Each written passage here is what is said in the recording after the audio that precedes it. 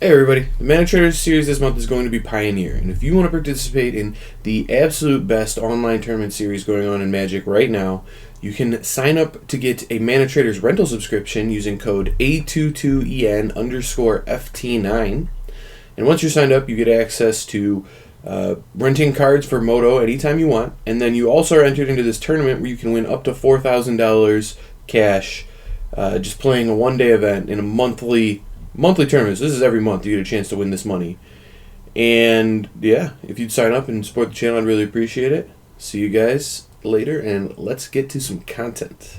Alright, welcome everybody to another episode of Making Magic Happen, brought to you by RIW Hives and Games, Livonia, Michigan.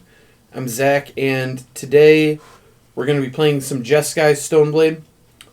Continuing the series where I talked about different Stoneblade lists with Kyle Bogdamus. So I wanted to try a few of them out. But before we dive into this and where it came from, I want to remind you that I would like to be able to continue to make these videos. I love doing these, but I need your guys' help. If you could subscribe to the channel, if you could just leave comments, if you could like the videos, all of that would really, really help me start to utilize YouTube's algorithm and grow this channel a little bit, and I would appreciate it if you would do that. Now let's get into the content. So this list was inspired by Samuel Grabner. He played it to a 9th place finish in the NRG Series League. And when me and Kyle talked about Stoneblade lists in our roundtable, we couldn't come up with a good reason to play red. And Sam was like, hey, you guys just totally missed the good reason. It's Dreadhorde Arcanist. This card just got banned in Legacy. It's really, really powerful when you pair it with a bunch of good proactive 1-mana spells. And Stoneblade can do that. Our current Stoneblade list is lacking in the 1-mana department. We have a lot of, I guess, just air there. We're mostly, like, we don't have an opt. We're kind of just starting on 2. But this one has opt. This one has Serum Visions. This one has Lightning Bolt. He even opted to include some Spell Pierces. The list I'm playing is not going to have Spell Pierce. While it's probably good, I really don't like how it pairs with Path to Exile, but it might still be fine with Force Negation. Maybe I'm making a mistake not playing it. We'll have to see how the games play out. But I am instead playing some Mana Leaks, because I think Mana Leaks pretty good right now. I have 4 Arcanists and 1 Snapcaster. He went with a 3-3 split. I think Arcanist, like, once you're going far enough to play it, is a lot better than Snapcaster in a Stoneforge Mystic deck. That said, I mean, you do have to go to some lengths to play it, but it's a body with Trample, which is really relevant. 3 Toughness is good too, because there's a lot of small creatures running around. The Snap just dies to everything. Snap also just dies to Renin 6-, which is pretty annoying. Arcanist survives Renin 6, which is really good. And, you know, this thing only flashes back 1-mana spells by itself because its power is 1, but it checks off its power, so if I put like a Sword of Feast and Famine on it, I can flash back a Force of Negation. Now that's, you know, a little, I mean, it's not going to do anything, but I actually considered putting like 2 Archmage's Charms in this deck, just to have like a proactive thing to flash back if you got a sword or a Maul of the Skyclaves on it. I could actually see that over the Snapcaster. That might be better. I also have 3 Cryptics, excuse me. Cryptic is awesome with Dreadhorde Arcanist because you can just tap their team and attack, and if you equip the Battle Skill to it, which admittedly is kind of a lot, but it's not like super crazy to get both a Sword of Feast and Famine and a Skyclave, or a Maul of the Skyclaves on Dreadhorde Arcanist, and when you do that, you can attack Flashback Cryptic and tap their team, and that's going to kill them a lot of the time, so we'll see how this goes. I'm really interested in it. I really want to put some Archmage's Charms in here. They sound really good. Yeah, I'm gonna Archmage Charm.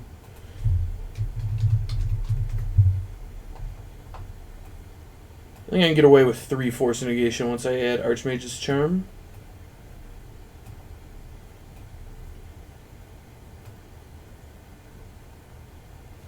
And I do think I'd like another 1-mana trick. Maybe Spell Pierce is good. We'll board it, though. We'll board some Pierces. I did want like a Shark Typhoon or something in the sideboard to be a sticky threat, but I have Skyclave Apparition, which is hopefully going to fill that role for me. Try 2 Spell Pierces. Spell Pierce might be good. We don't need Mystical Dispute. We'll be fine. Who needs a Mystical Dispute? Alright. So this is the list we're playing now. Switch it up a little bit. But I think it's going to be interesting. The mana's really good.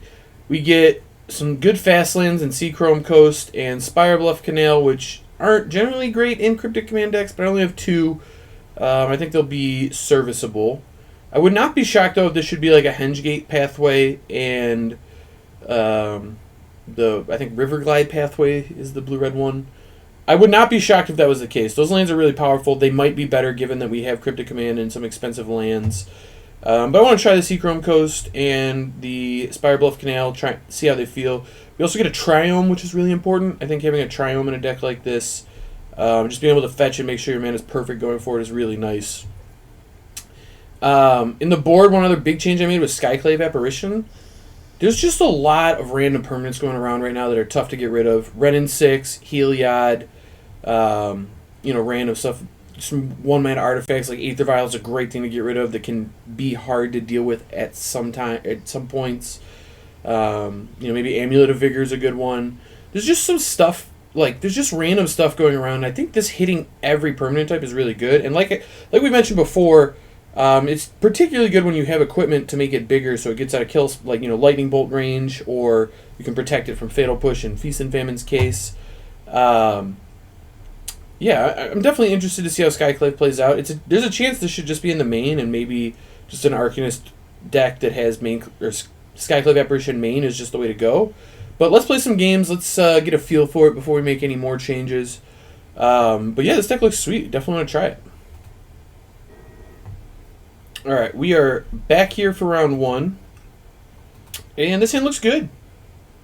We've got a turn 2 Stoneforge Mystic. We've got a Serum Visions to help us find more lands or interactive spells. We've got a Force Negation. Yep, this hand's great. I'm going to start off Hallowed Fountain just because I know I want to Stoneforge on 2. We'll see. We'll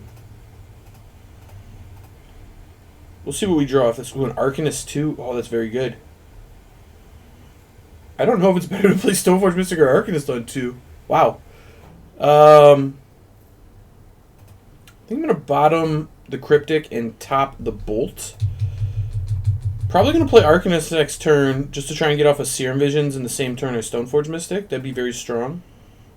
Aether Vial off Snow-Covered Forest. That's interesting.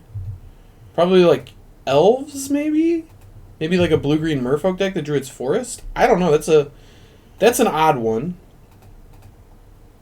But Aether Vial decks are not generally good at killing a turn 2 Arcanist. Let's get this guy in play and see what he can do here. The Bolt is just extra nice too, because I can, if they play 2 creatures this turn, I can kill both of them. I can also just flashback the Serum Visions and get some value, try to hit my land.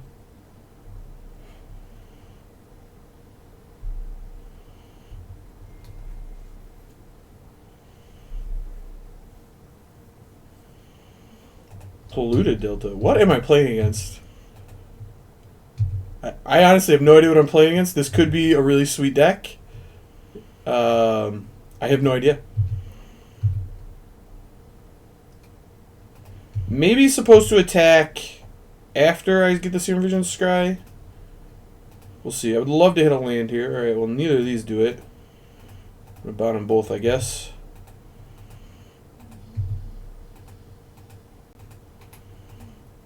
It would have been really nice to play Teferi and bounce Aether Vial here. Sadly, that's not where we're going, but... yeah, I think... Maul the Skyclaves is pretty good here. I think I'm still supposed to get Feast and Famine, though, if this resolves. Just because we're so mana-choked that just being able to untap and put it on Dreadhorde seems really strong. Let's see what they fetch here. Watery Grave, so it's like a Sultai Aether Vial deck. What is this? Ice Fang Codal? Okay. Okay. Maybe Aether Vial is just the new Arkham's Astrolabe. Maybe. I don't know what I'm playing against. I do think Feast and Famine is good, though. They have black and green in their deck.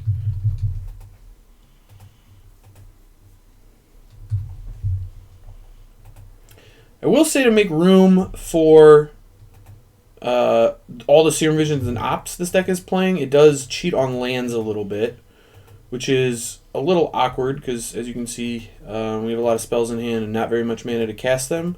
There's a chance it wants a second or a 20-second land. Generally, when you have 8 cantrips, though, you can get away with 21 or 22, especially when you have Dreadhorde flashing them back. But I wouldn't hate another land in this deck. I could see it. Abominable Treefolk? What are we playing against? This is wild. Honestly, no clue what's happening here. This would be a phenomenal turn to draw land, for the record.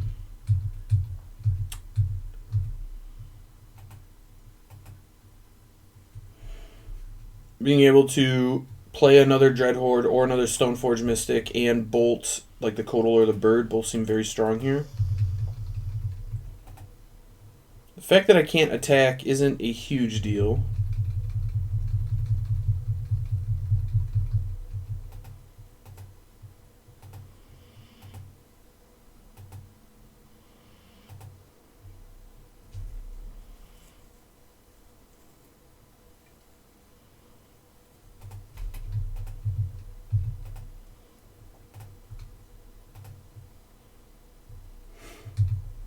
Land. Beautiful. You love to see it.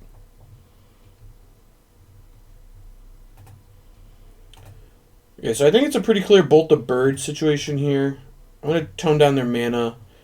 I do have the option of like bolting this and then bolting that if they have no more snow permanents, but it's pretty likely they just have another Codal. I could get pretty blown on here. It doesn't look like they did, but like this option, this play's still going to be available to me next turn. I can put in the Feast and Famine here, equip with these same 2 again next turn, bolt this, attack with Dreadhorde, bolt that, and maybe it's enough. It looks like they've drawn another Snowland, so it probably won't be enough. And there's a chance I'm supposed to force negation it there, or the Aether Vial there, but they already have an Aether Vial, and honestly, I'd rather just have the ability to put Teferi in.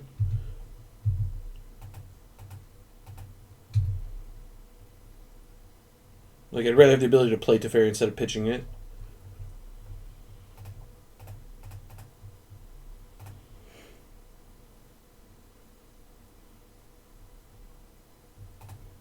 Leaving this thing back is also strange. I'm not...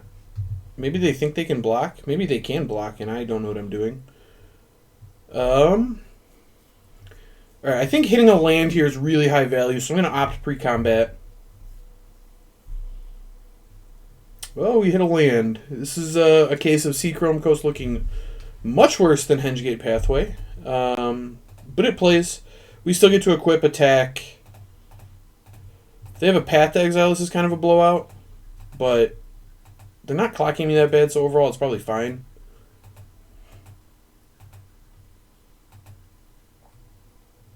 Ephemerate. Oh, well that's awkward. Wish I had a Path to Exile now.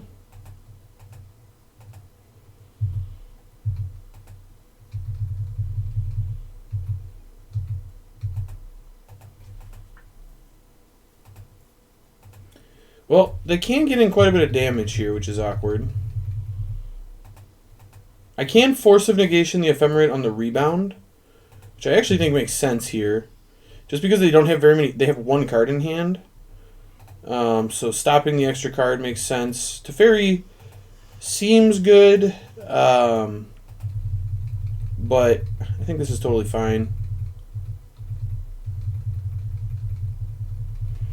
At some point here, like next turn I can just play this Stoneforge, get a Batterskull, and put Batterskull in, which will stop this bleeding here. I mean, they do have me on a 2-turn clock, sort of. But also, just if I draw a land, it's like pretty good because I can put a Batterskull in play and bolt the Ice Fang, which essentially takes 2 power off the board at the moment.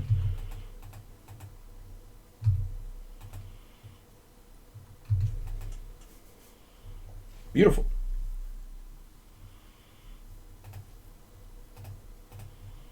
Nope, that's not how we want to tap.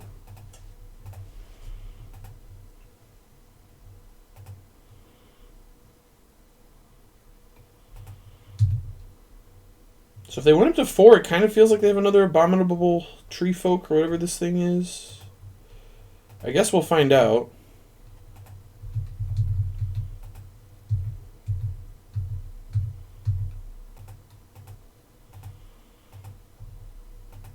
That probably ends up putting me in somewhat of a rough spot if they do have that, but certainly not the end of the world.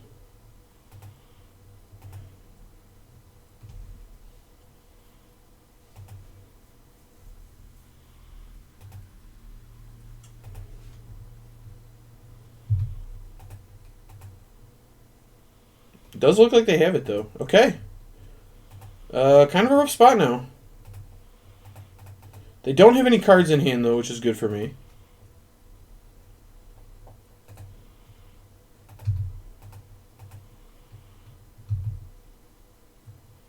What does it happen? Oh, no, okay. I thought it triggered because this came into play, but I think it's just the fully locked down effect. I guess I want to bolt this now just because we saw Ephemerate. I don't want to play into that if they draw it for turn. I guess I'd still be dead to it, but whatever. I am now not dead because of Batterskull, and I do get to equip on, like, if they just draw land here, I can block, it soaks up enough damage, and then equip Batterskull. Did they draw a third Abominable Tree Folk? Thassa. Oh, that can, like, tap. Alright, I guess I'm dead. They drew the Tapper. Okay. Yeah. Super dead. Well, the Abominable Tree Folk was brutal there. This card looked very, very strong. We'll see how it plays out once I get to bring in a bunch of gusts. These force negations were horrible. Staticaster seems amazing. Skyclave actually seems pretty good as well. I don't think I want Mana Leak. I think Cryptic is a little unnecessary. I guess I could bring in Deicide because I saw Thassa. Card just keeps getting better. I think this is fine, though.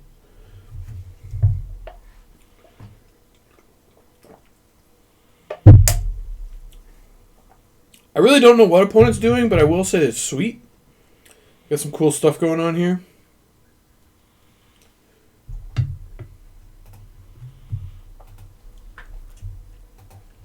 Well, this is an awkward hand. If it had a 1-mana spell, I'd say it's very good. I still think it's a keep. Obviously, would love to draw a 1-mana spell. But we can't always be that lucky. They also lead off... No. Alright, Bird. So a Bolt here would be great. Gust is fine, too. Take a Gust. I'm just going to get the Dreadhorde in play now. It makes all the 1-mana spells I draw fantastic going forward. I can Gust next turn and just play a tapped Hallowed Fountain. That seems totally fine. It seems like I want to stop their 4-minute turns because this Tree Folk guy gets out of control, apparently. The Abominable Tree Man.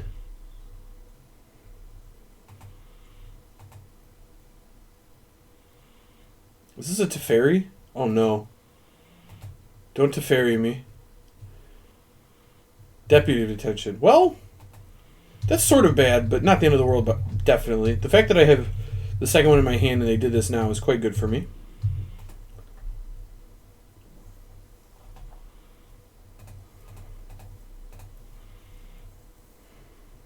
This one might get locked down by the tree guy, but that's okay. I do have the Gust next turn to protect it. Well, not protect it, but at least get the tree guy off my back. And I have to kill this Deputy to get my Dreadhorde back, but I should be able to do that pretty easily at some point here. Oh, so they had Teferi too. Well, that one's actually awful for me. Because now Dreadhorde doesn't work. My Batterskull's pretty bad. I guess they get in for 1 here, which isn't the biggest deal. Oh, they just kept... Alright. Interesting. Didn't want to attack. Fair. Fair. I was tapped out and you had a Teferi in play, so it's kind of free, but maybe they're just stopping a haste thing. I don't know. Oh, Stoneforge was a fantastic draw. Beautiful. I think I could just get Island here. Plains is also pretty reasonable. I'm gonna get a plains actually.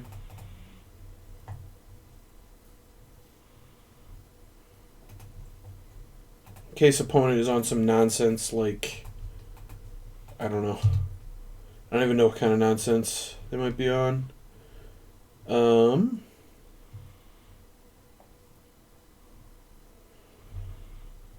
Is it crazy to get Maul the Skyclaves? I think I'm still going to get Feast and Famine. I do think it's better. But I don't think it's crazy to get Maul there. Just make sure I can kill Teferi next turn.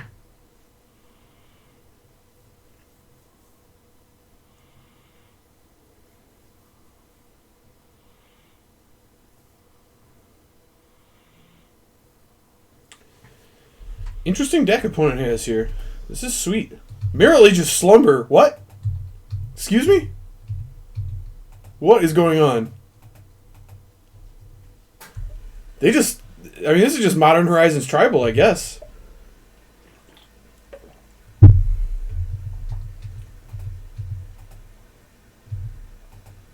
Oh my god. They're going to make it 2020. It's happening. Kingdom for an Archmage's Charm. One-time deck. One time?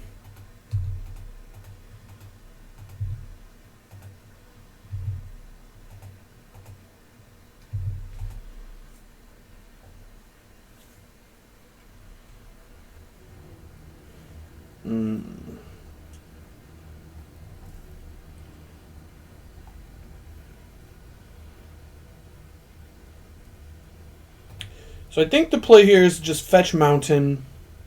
I have double of all my colors and triple blue.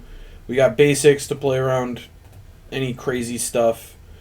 If they have a Force Negation, this goes really poorly for me, so there is a chance I'm supposed to Stoneforge, but I like the idea of putting them in a spot where they're either chumping with Deputy Detention and giving me back Dreadhorde, or my land's on tap and I can put Batterskull into play and hold up Aether Gust. So I think it's better to do it this way, but we'll see. Yeah, I'm going to put him here. This one will attack them, and this one will attack... No, Stoneforge isn't attacking. Don't want to attack. Given that I'm attacking them, it's pretty likely they don't chump. No, they do chump. Okay. Well, maybe they have like a sweeper or something? Or they could just have another one. That would make sense as well. But my Arcanist is now pro-green, so they can't lock it down with the Tree Man, which is very important, I think. I don't know. Maybe that's not important. We'll find out. The Tree Man felt integral to their success, though.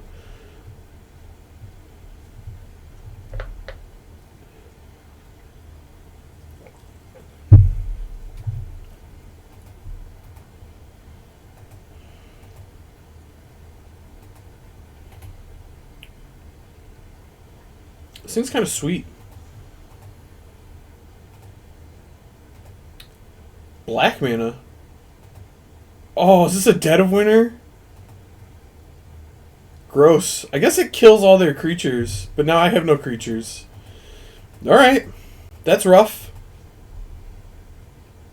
And a Night Wanted to kill my Sword of Feast and Famine? Brutal. Opponent just coming out with all the big hitters here. Alright. Dead of Winter was not even on my radar. It doesn't make sense as a card. I am getting absolutely torn apart by snow. The good news for us is we have infinity equipment. We've drawn all three. Which, it's not great, but it is what it is. It's awkward, too, because if I play Batterskull, they can either bounce it with Teferi or just bounce the Knight of Autumn and kill my Batterskull. Either way, it's, like, pretty bad for me. But I don't really have a better play here, so I think I'm just going to jam the Batterskull. Or even like an Ephemerate. Like an Ephemerate would be pretty awful as well.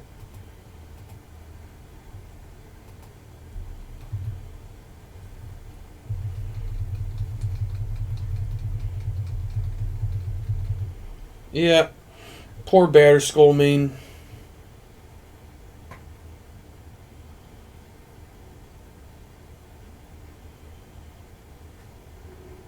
did your best, buddy. Oh, well, now we're getting locked down by the tree guy. Alright, fair. Fair.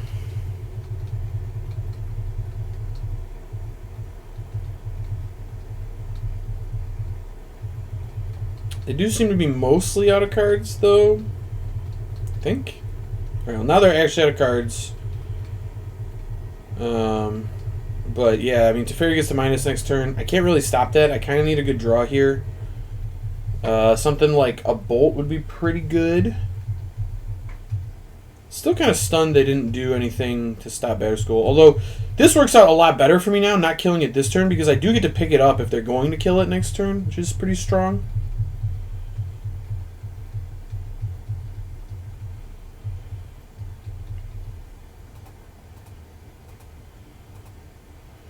I guess I'm just going to put the Maul the Skyclaves on it. Just get big. Gives it first strike too, so I can actually block this, although it will be a 7/7 when they fetch, so it's not necessarily amazing. But it is an option we have. Ooh, finally a bolt. Oh, and the bolt is phenomenal here too, because Teferi is where they're getting most of the good things from their turn here. So I can bolt Teferi.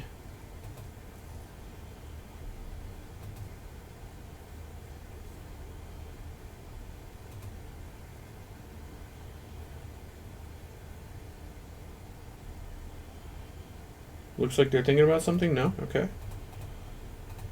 Play a Maul of the Skyclaves. And I think I might actually Aether Gust the bird.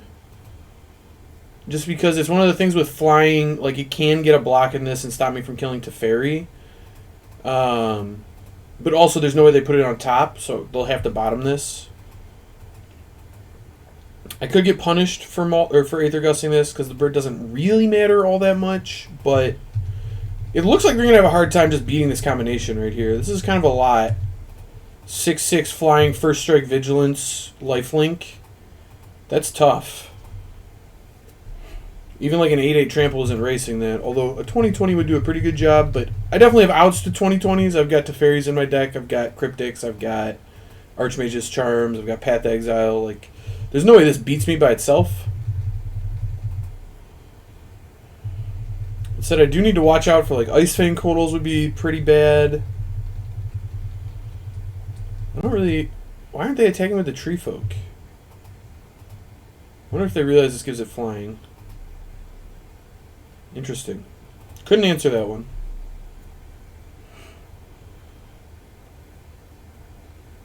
Ooh, a second Serum Visions. Alright, I don't really want this opt. I will draw a Bolt, though. Bolt seems pretty good.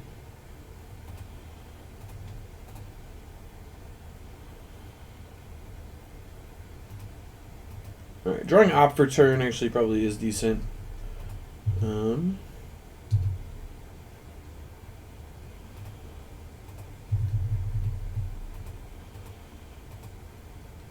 They have something that gives us flying. Ephemerate? Oh, we get to... Oh, I can't even fizzle it! No! No! Brutal. Well... The heck? Alright. Lost camera there for a second. Alright, this is going to go really poorly for me. I don't really think there's anything else I can say about it. I will at least get to kill the Abominable Tree Man now. I guess I'm hoping they hit the Batterskull. No, okay, they hit this guy. No. Yep. Yeah.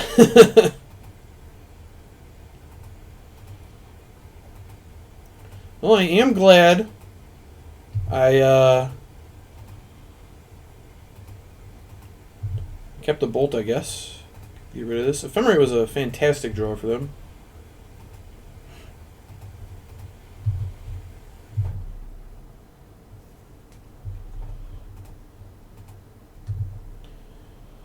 I'm doing this because hopefully they target the Batterskull and I can pick it up in response. They probably know that that's not how this works, but eh.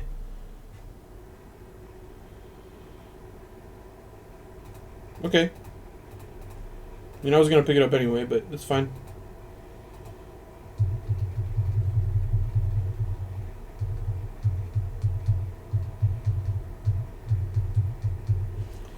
Sadly, I have put myself right back in the same spot now where they can just Teferi minus on the knight. Which means I definitely do want to opt ahead of time here to try and stop this in some way. Kill spell would be pretty good.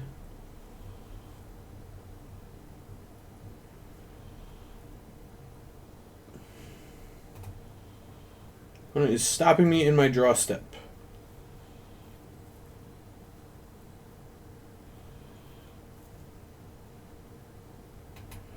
They also topped the card they're drawing next turn, so they like it, whatever it is. Don't want to turn. Another opt. Alright. Opt again. Path to Exile.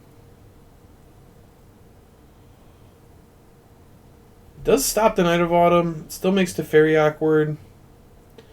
But a lot of their stuff happens with Blink, and it screws up their Scry. It does get them closer to this. But I think overall this is fine. I hate that I have to do this, but it's questionable how many basics they have. This is a 4-color deck. It's very possible they have one of each. Nope, alright. Never that lucky. Fair enough.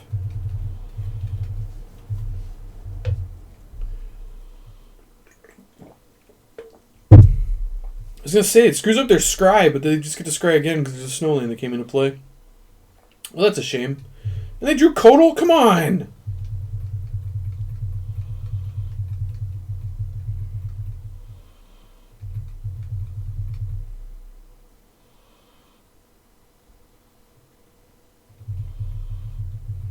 Alright, we're getting pretty close to Merit Lage time.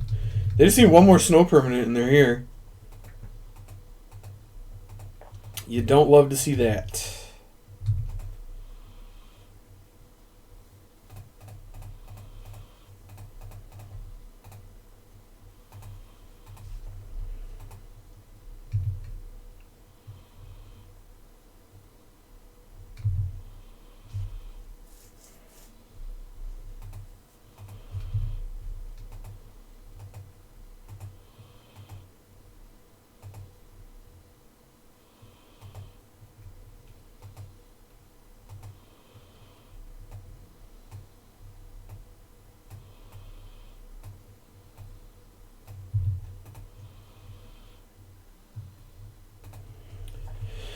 Alright. Do your worst, opponent. Wait. They actually have it? At the beginning of your upkeep, they need to do it. Okay. So it's not instant speed at least. But they're probably going to bounce my Germ this turn and put a 20/20 into play. Seems like a rough start for me.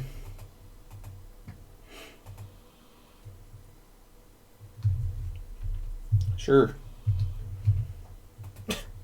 Draw Coiling Oracle off Coiling Oracle. Fair. Oh man, a Plague Engineer on Snake would be so good!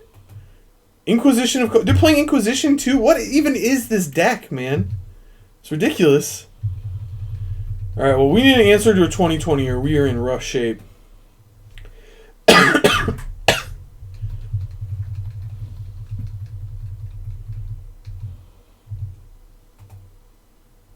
And we're dead.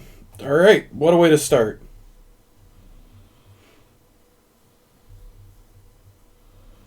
We at no point eliminated the Teferi, so that was really annoying. And then just died to snow stuff the whole game. So there you have it. Alright, back for round 2 here. Had a little bit of an adventure in between rounds 1 and 2. Accidentally played the deck in the Mana Traders qualification. Was just trying to test it here. But registered it for Mana Traders. Had to play a game. Lost to the mana base. It was crazy, but I'm excited to get back to jamming it. This thing looks like a keep. We got a Serum Visions. We got a Spiral Bluff Canal.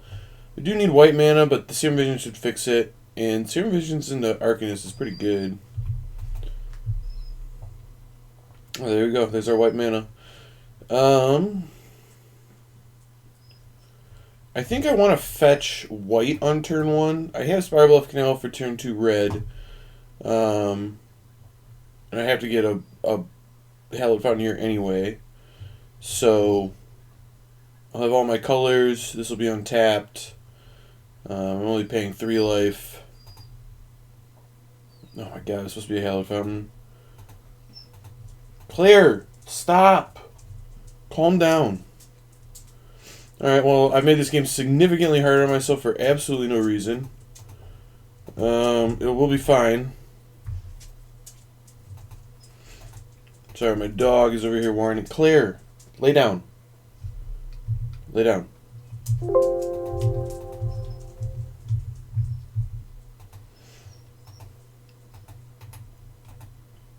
Look, all I'm saying is that we can recover from just very clearly fetching the wrong land on turn 1.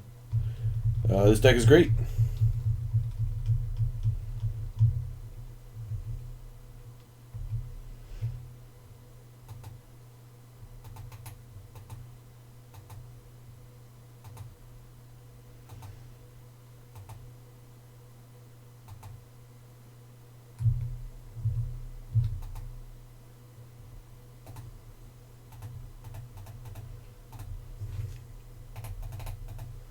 Alright, rough morning.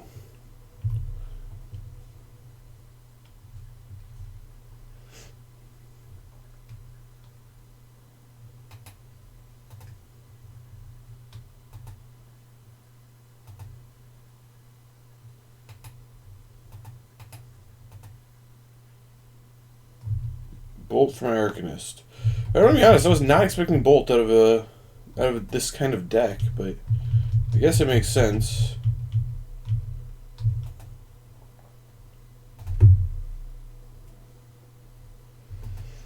It would be sweet if I had blue mana, or white mana. I could play my Stoneforge here, opt probably. But instead, I think I'm just going to Archmage's Charm and steal the Giver. Protect my future Stoneforge, my future equipment, my future Dreadhordes. As far as I know, they can't really do that much about it. They could, like... I guess they could have, like, a Restoration Angel. If they played that, maybe... If they just pass with 4 mana open, maybe I don't do anything. Alright, well, now I'm definitely doing it.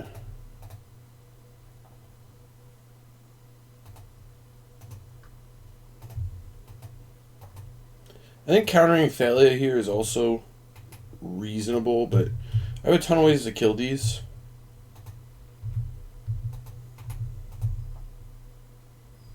Alright, finally.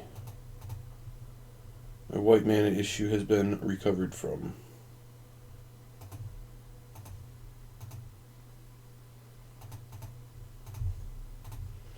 I do believe I'm just pathing here. I could have also gotten Batterskull. I think that would have been reasonable as well.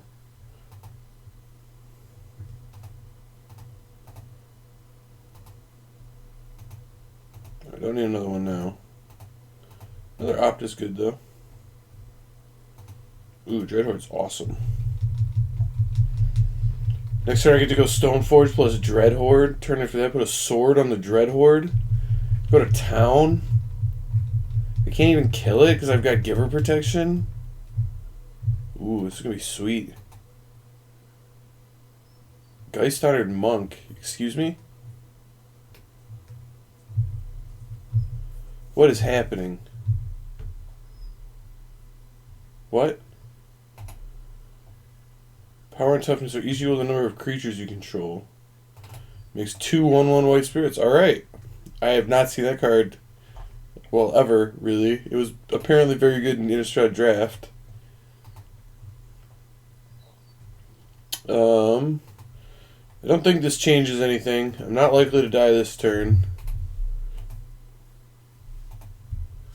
Maybe it changes the sword I get. Maul of Skyclave seems pretty interesting. I'm just gonna get the Batterskull though. I'm low enough, I just need to gain some life, I think.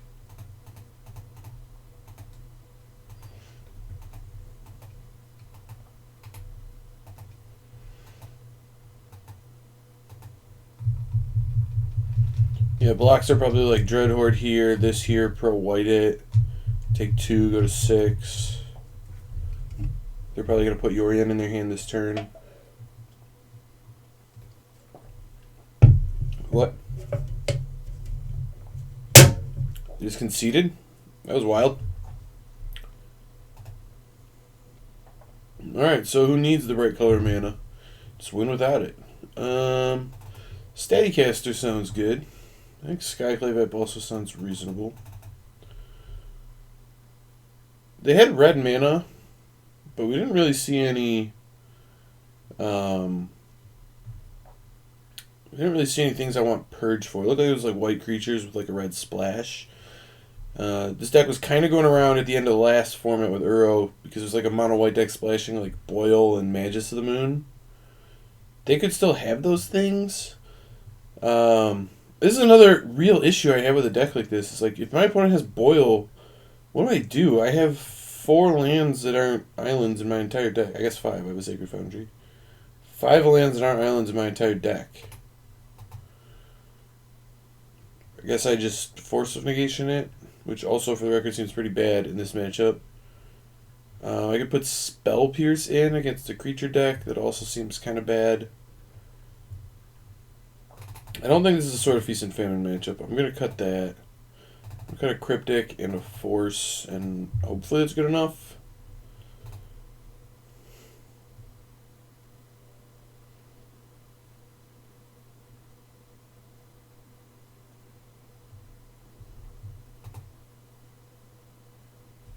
Alright, this hand seems fine. Again, I don't know what it is with this Mountain being in my hand with Archmage's Charm. It is constant.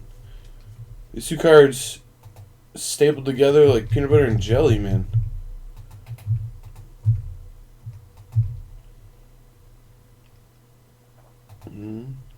So you'd rather hold on to Flooded Strand because Tarn is slightly worse. Because with this hand, I don't have a mountain in my deck because it's in my hand. That means Tarn can only fetch Island, whereas Flooded Strand can fetch Island and Plains. Small things, but you always want to fetch with your worst fetches first. Because the first one usually gets the duel. So having the option for the later one to get either basic makes more sense.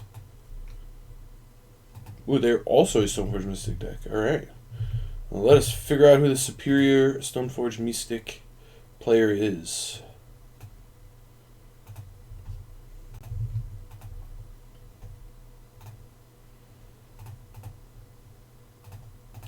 I could have played this Flooded Strand here in hopes of having Archmage's Charm. I'll have Archmage's Charm up at some point. I'm not super worried.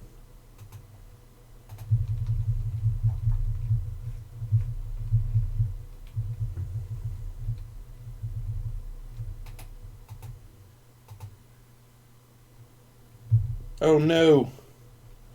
I've been bolted. Alright, so Teferi is not very good against an active Stoneforge.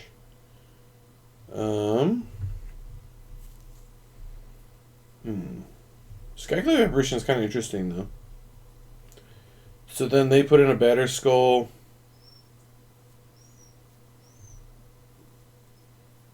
And then next turn I untap Teferi minus on Batter Skull. Yeah, that seems reasonable.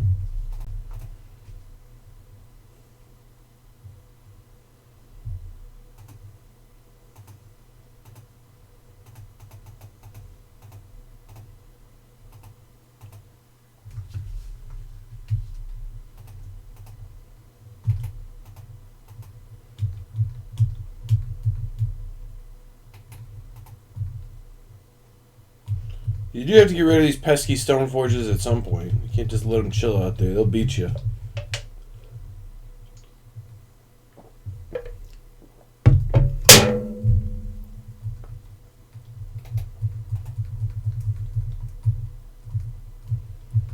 They will beat you at some point.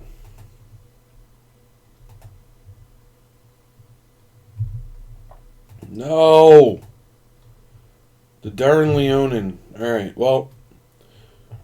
Oh my god, they have another one? Alright, that was about as brutal of a turn as it could have been. I will say I'm not dead yet. Not in good shape either. But a bolt would be very helpful. You know what? I'll take a land.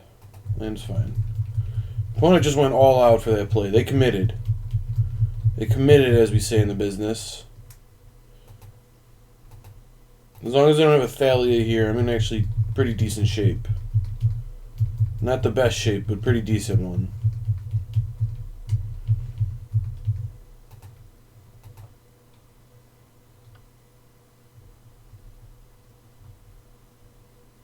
Just...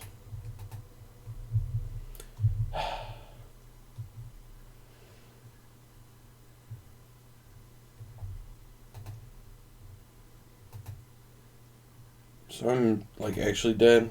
Alright. Maul is actually kind of a good draw, too. I was going to have a 4/4 first striker. If I could have cast it. Darn Thalias. Alright, so I still don't really think I want to change anything. It all seems fine. I think the big deal is just being on the play.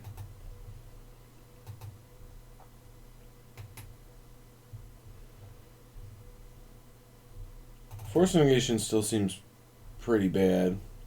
Yeah, whatever. They probably have some number of non-creature spells. Yeah, this hand's fine. It's not spectacular by any means, but it's fine. Alright, Steam Vent.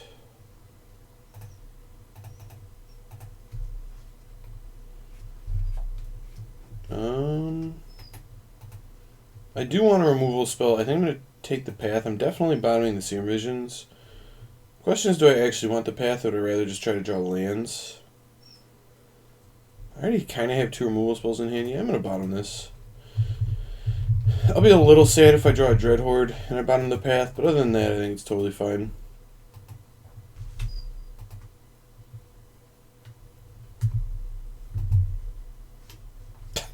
Immediately draw the Dread Horde. Beautiful! Alright, let's see what happens when I get the Battery Skull.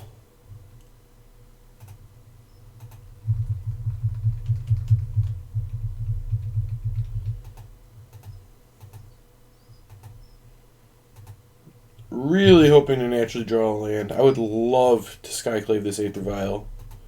Love, love, love it.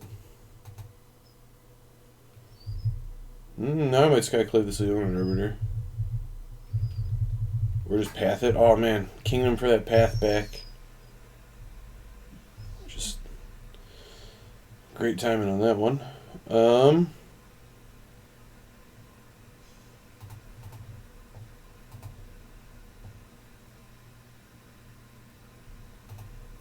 Bottom that. Alright. I think we just went from like a winning spot to a losing spot, which is pretty bad. If we had hit our land there, we would have been in good shape. We could have put a Battery Skull in play, untapped, and like Skyclave something. Instead, I don't get to do anything, and now their Ghost Quarter becomes a strip mine. So it gets even worse. Yeah. No, this is going... Now I actually just don't have lands. Okay. Yep.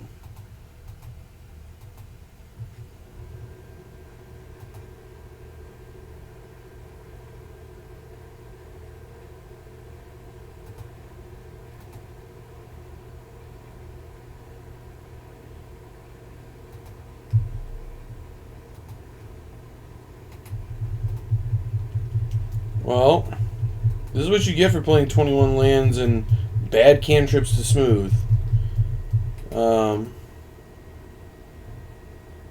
Yeah. Cantrips do, in some games, make it easier to find lands. And in Legacy, you can play a very light land count because the cantrips are so good. You see so many cards that if you need a land, you can almost always get it. Optimum Seer Visions don't do that. They're not like Ponder that gives you 3 looks at cards and then a shuffle. Or Preordain that bottoms before it draws. Just not very good. The cantrips. There's a reason no other decks are playing Serum Visions right now. It's not a strong card.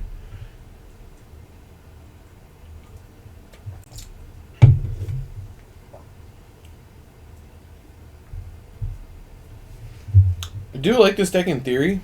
Dreadhorde Arcanist is really sweet, really powerful card.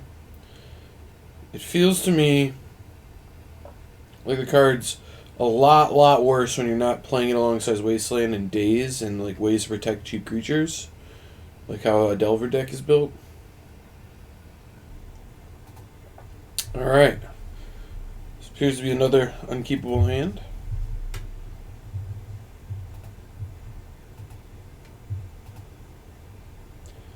I think this hand's a keep, but it's kind of rough. Seems to be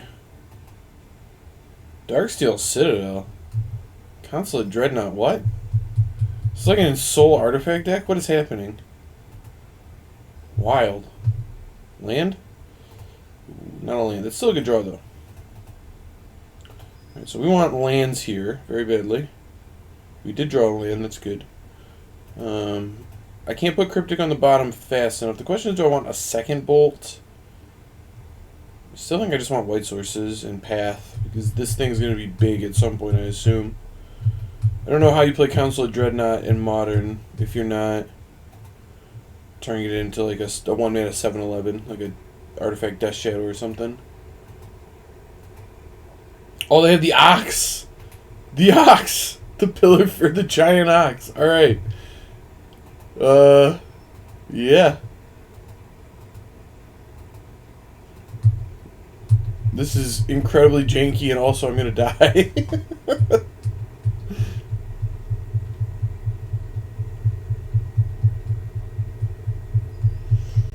Good news is I can kill the ox with the Dreadhorde. I can bolt the Dreadhorde, bolt it. On turn 3. Bad news is I'll be at 4 life at that point in the game. Path? No, but Seachrome Coast is actually pretty good. Yeah.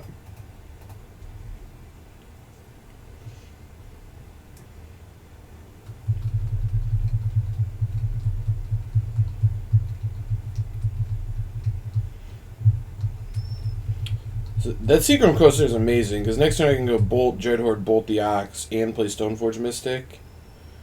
Seems pretty strong.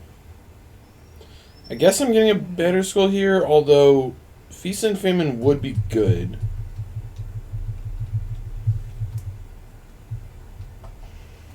What is this deck? What's the opponent got going on over here?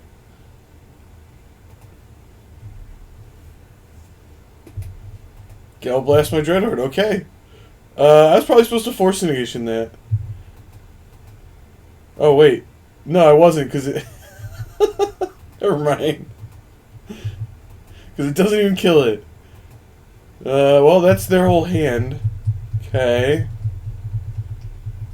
So if I can kill this, their deck does nothing?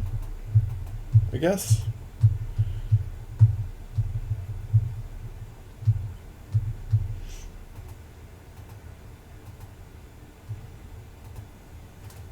Weird game.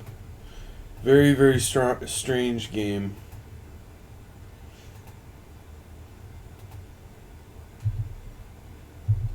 Alright, the Dreadnought, he's coming in.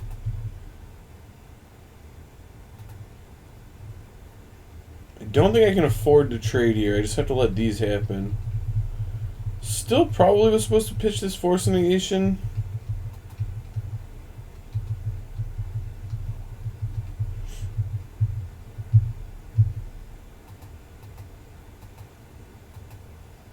But we'll be alright. We got a Batter Skull to fix all the woes, if you will.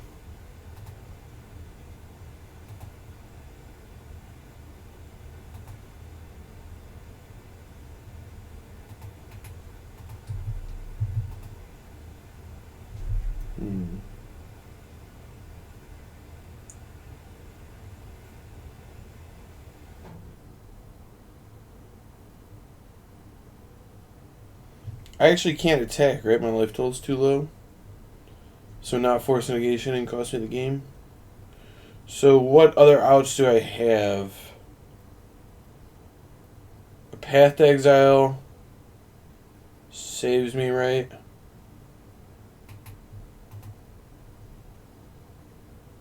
Path to Exile does save me.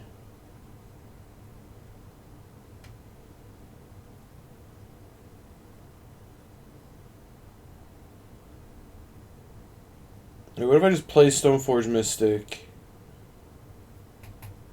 Chump here. Block here. Bolt here. Yeah, that works. That's way better.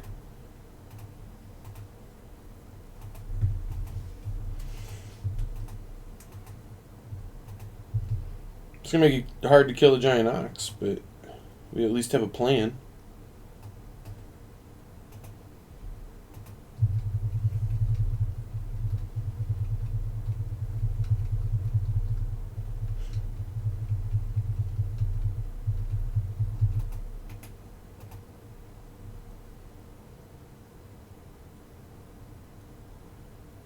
Maybe it was better to just attack, like to bolt and attack, and then just chump here. Probably was better, actually, because then they don't get these triggers. Huh. Another Dreadnought. Oh my. This Ox has to die. We can't have this Ox chilling. It's going to get us.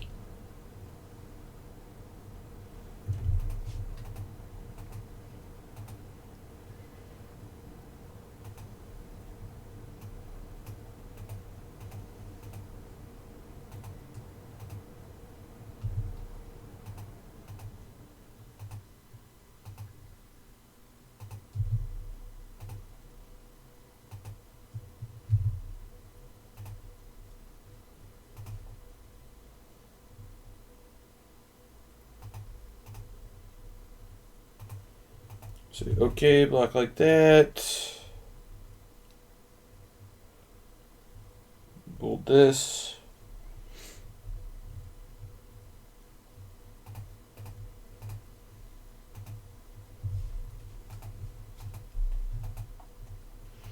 They now get 2 cards, but we get a Batter Skull. I have lost my Dread Horde, which is sad. But their board is now manageable again. Memnite? Oh no. And a Frogmite, okay.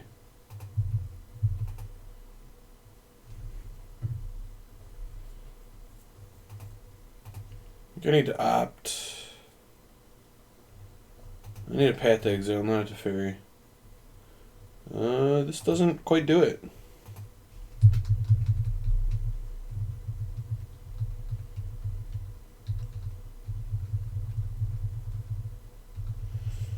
Alright, so I do barely stay alive here. If they draw something with 2 power, I am dead. But land is not that.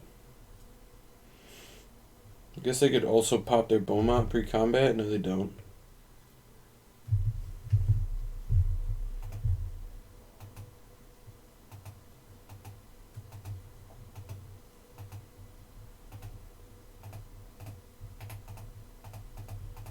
This deck's ability to never have the right removal spell in the game that calls for it has been uncanny. It's like, oh, is it turn 1 against burn and they're stuck on 1 land? Here's 2 paths. Oh, are you getting attacked by a 7-11? Here's a bolt. Uncanny, I tell you. Also, the not force negation the Gale Blast is throwing me way behind the 8 ball in this game. It wasn't on, so it wasn't the end of the world. I would have been actually dead if they just played their artifact first.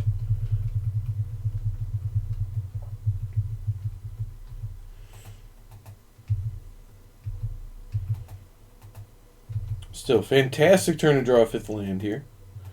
Kind of needed it to be not a shock land or a fetch. Yeah, I have like 4 outs here.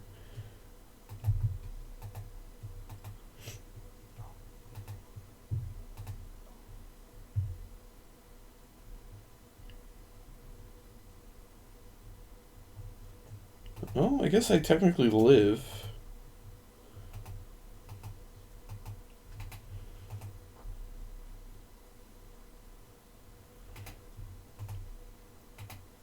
I mean, it's not looking good for me, but I do technically live.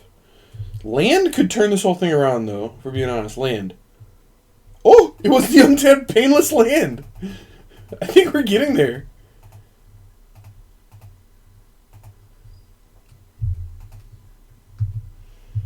Are we in a good spot? No, but we're kind of back. I am in Chump Block City next turn, but I'll have enough of a life buffer that I can play Dreadhorde and then the next turn equip the Batterskull to it and start going to town. I think we found a line.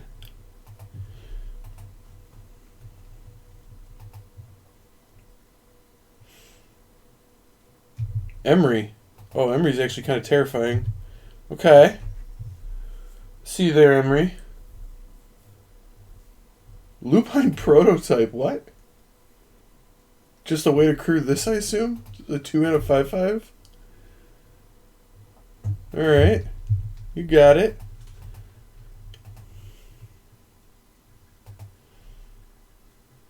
I do have to chump here, sadly. But if they attack with these, I do not.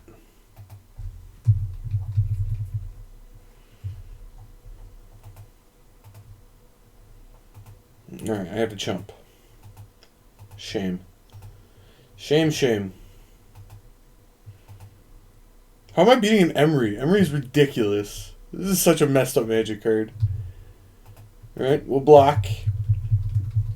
To 11 I go.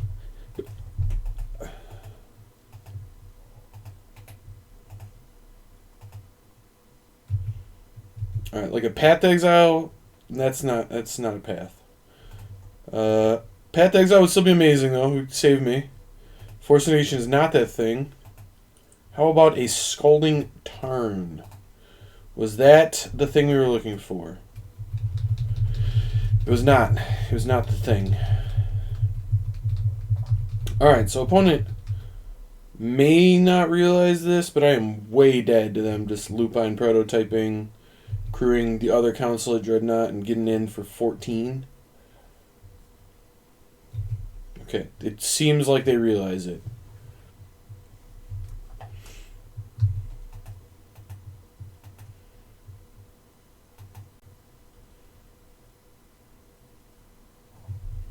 Well, baby.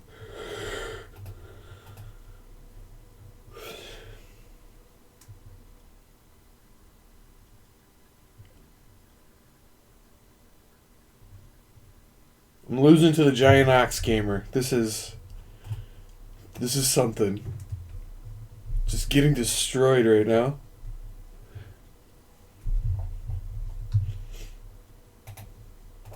Alright. We thought there was a glimmer of hope. Then opponent drew an Emery. We never got the Dreadhorde going. We never got it attacking, which is a shame. Because it seems like Dreadhorde wants to attack. Skyclave seems good. I don't really want Spell Pierce, but also Force Negation. Oh, no, Force Negation seemed okay, I guess. If I had Force Negation the turn 1 prototype thing, I would have been in good shape.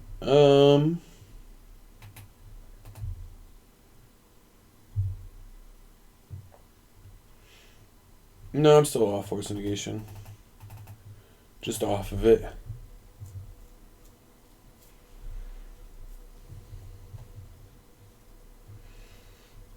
Man, I had Archmage's Charm as an out to the Council of Dreadnought too.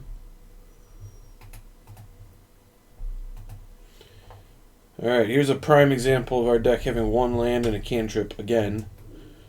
I'm going to get a blue-red land. I'm going to hope I have another land on top of my deck. I think a quick Arcanist with a Bolt to start keeping their board in check can be a good way to win this game. Alright, this is good. This is very good. This is very good.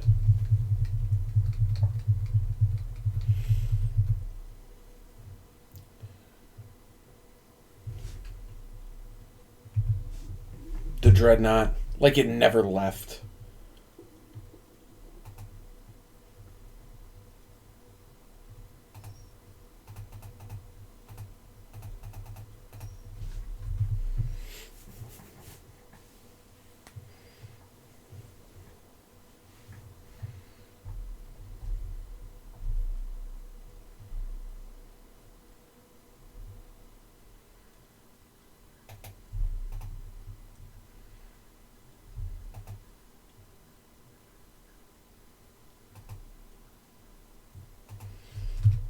Lupine prototype, huh? Alright. Ooh, and the Memnite. Oh, the crew. The crew is ready. It's here. It's ready. Oh, he's getting in. He's got some bash happening here. Okay. Okay. I see you there.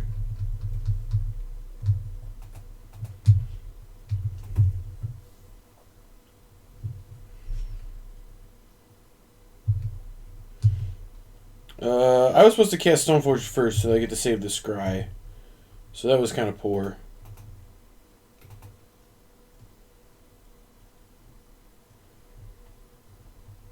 None of the... Oh, Archmage's Charm's like, okay. Problem is I don't get to keep any of these, so it doesn't really matter. I think we screwed that up. Oh, well.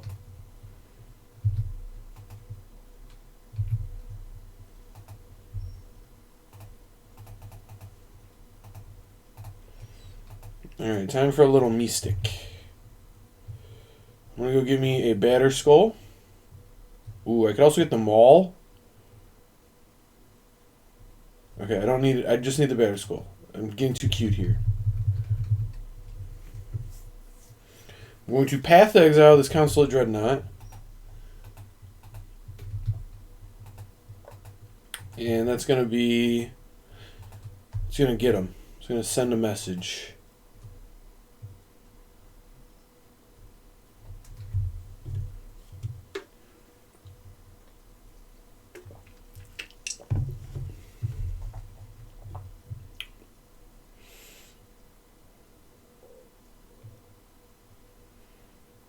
What is this?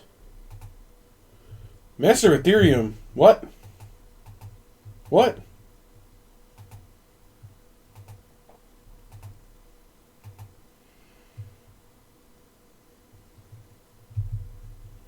Okay. Got some damage coming in here, but this board is going to get way whittled away here in a second. I'm just going to take the 2.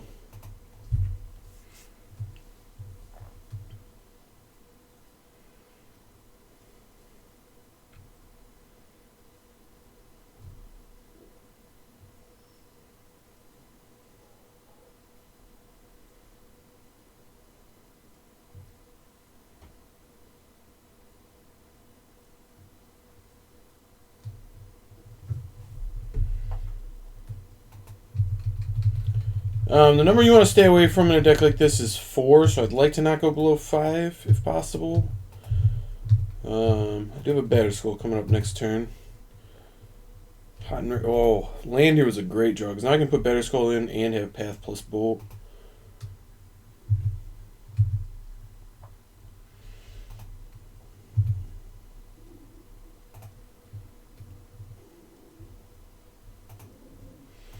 Okay, Dreadhorde attacking is terrifying.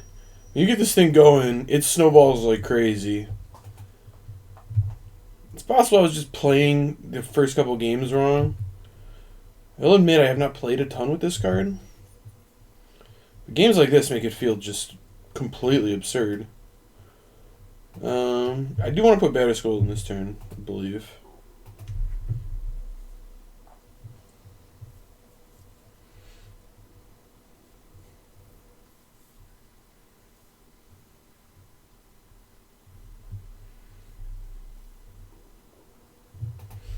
Another Lupine prototype, huh? It's 2 mana 5/5's the life.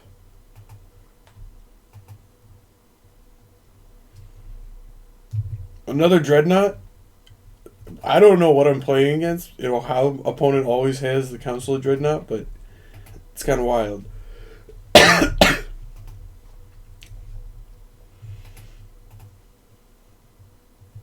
Also, shout out to my mana base for having only 3 non-blue lands in the entire deck and still never once finding a way to cast a Cryptic Command.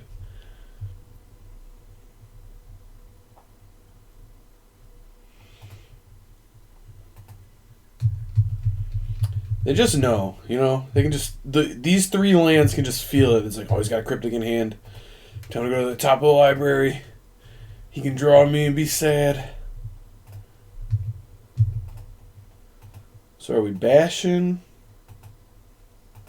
No, I'm going to Path Exile that, I think. Then I don't have a Path Exile for this. No, that's still probably fine. They also like can't really crew this. Path Exile.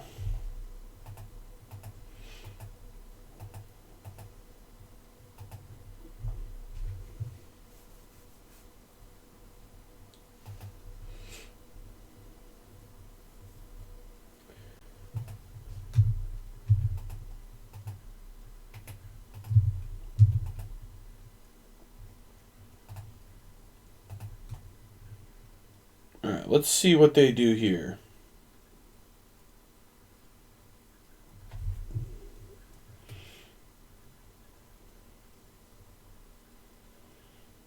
If I put the Bear Skull in the Dreadhorde, it's a 5/7, which is just too small to die to this Consulate.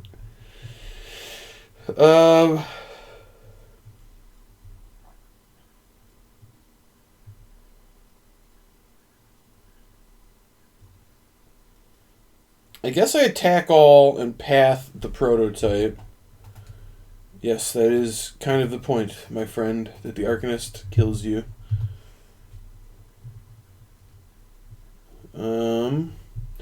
So if I attack all and path the prototype, they crew in response, and then I Cryptic Bounce, I think.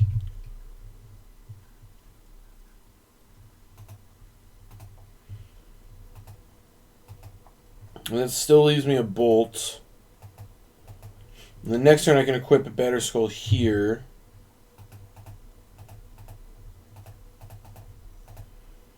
Turn target permanent to its owner's hand, draw a card. Yoink, send that back.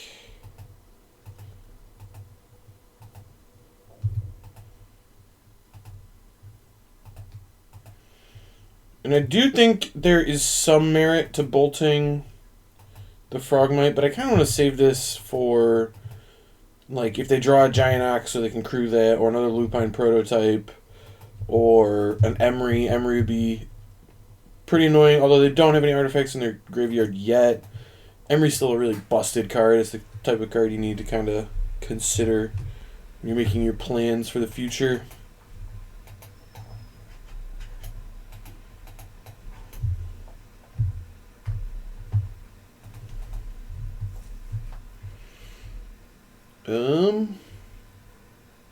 Still don't really want to change anything. This seems fine.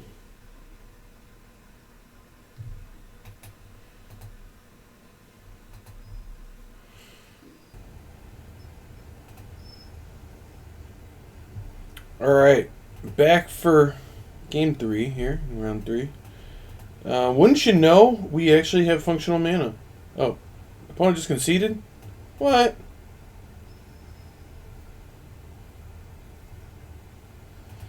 Alright, well, it took a concession for Dreadhorde or Jeskai Blade to get a game, but we got it. We got there.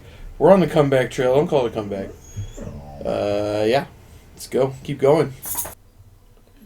Alright. This hand, I think, is too awkward. Just too many Stone Forges. Not enough lands. This hand plays.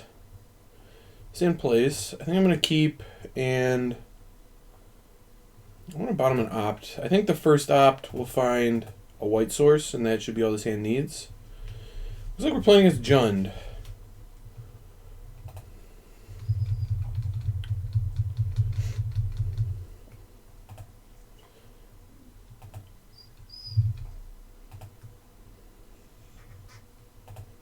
Ooh, that's a sweet Blood Crypt. Croxa, you say, huh? Well, seems like a good spot to discard this path.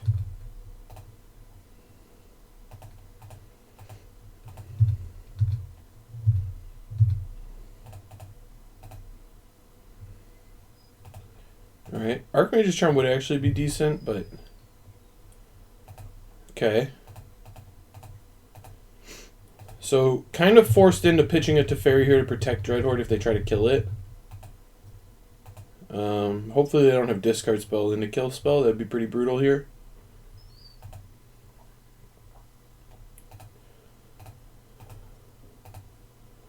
Should have done it in my upkeep opponent. Ooh, they're missing a land too. Well, that play worked out pretty well for me. Hopefully this op finds a white source. That'd be amazing. Protect from Liliana minuses. Definitely don't want Feast and Famine. Alright, that could still be okay if we draw a white source on the next draw here. We didn't. We drew a red source. Beautiful. I guess I'll top and opt because I'm still looking for a white source.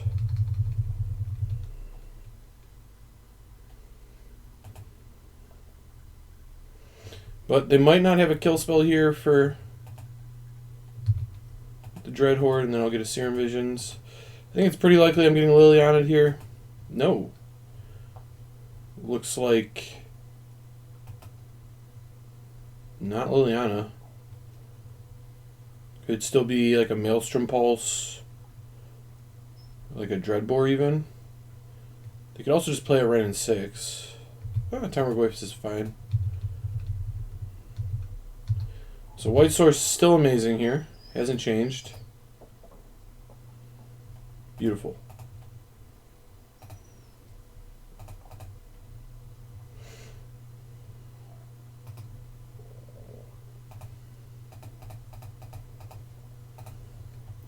Turn off any future Bloodbraid Elf shenanigans.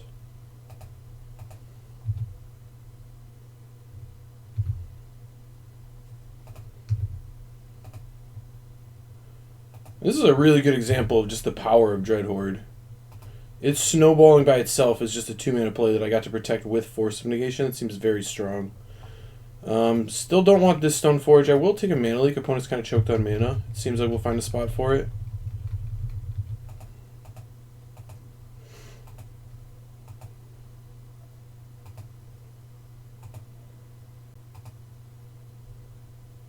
Also, the fact that they didn't fetch a black source here does make me think... Okay, so they did Maelstrom Pulse now. Probably should have done that last time that was an option, but it makes me think they don't have Liliana in their hand based on that.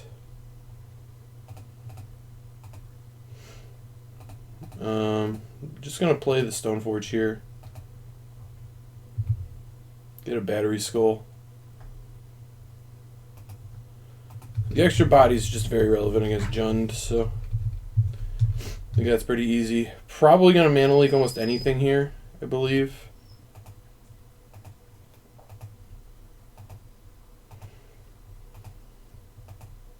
Maybe I path Tarmogoyf, but Mana Leak everything else.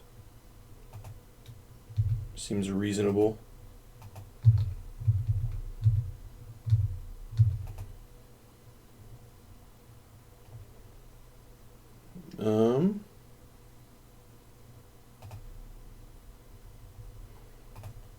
Yeah, I think honestly, just hard casting the Battle Skull because I'm just choked on white mana.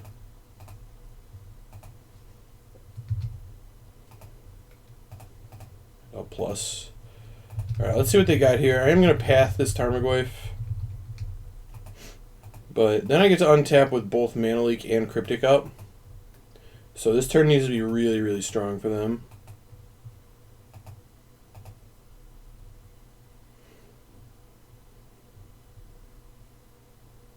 I don't think Ren and 6 is that thing. It's not bad, but it just dies to this Battery Skull here.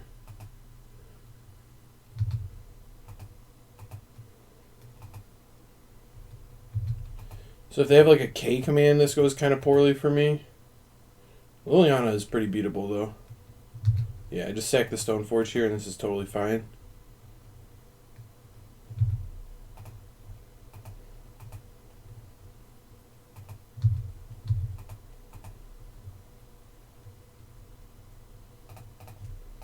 Alright, let's path this. Get to kill the Ren and 6.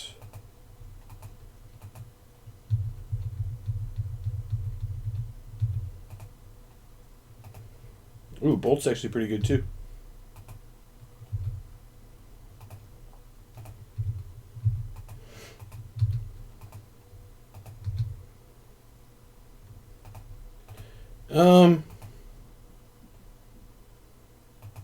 See, I think there's an argument to save the Bolt for the Raging Ravine.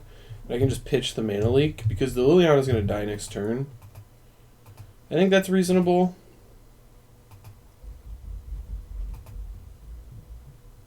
I don't mind just discarding the Mana Leak. It's still going to trade with a card from them because they will pretty likely still have to discard.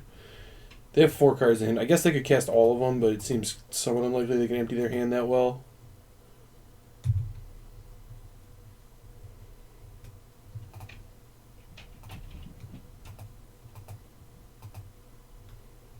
Fairy and Battle Skull doing work against Bloodbraid Elf.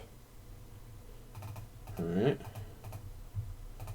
Counter target spell, draw a card.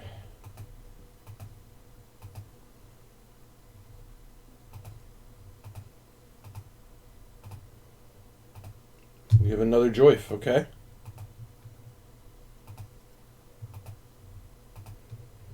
Alright, and they are out now. Stuff. I think given where I'm at, I can just bolt this Liliana at this point, just be done with it. Ooh, another Stoneforge Misses is actually pretty good. So I'm going to bounce the Goyf here. Play another Stoneforge Mystic. I think the get here is Maul of the Skyclaves. I can shock, play all the things. I guess Feast and Famine also would have been totally reasonable. First strike, flying, lifelink, vigilance is just gonna be so hard for them to beat from like the spot where they basically have nothing going on. Feast and Famine was probably better though, because then I get rid of the Goyf. Not that it matters. I mean, they're gonna be dead to attack plus bolt them next turn, so they have to draw a way to kill this turn. They only get 1 draw step. And even if they do draw a way to kill it, like I can just equip onto one of these. It's not the end of the world.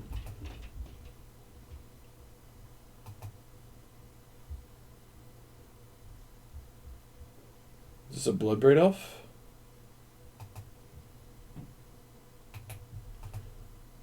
Feels like a Bloodbraid Elf, but Cascade doesn't work with Teferi in place, so...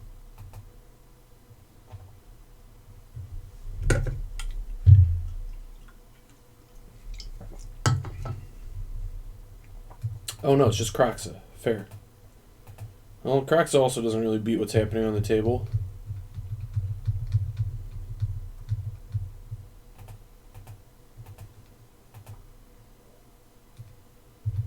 And Bolt Arcanist. Okay, so they don't die here. But they're not in good shape.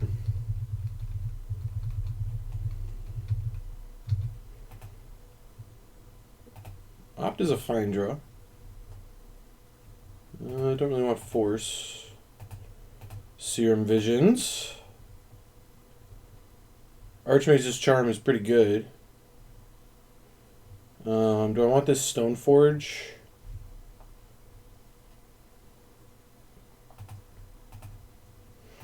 I think Stoneforge is actually kind of reasonable here, because Feast and Famine is really good.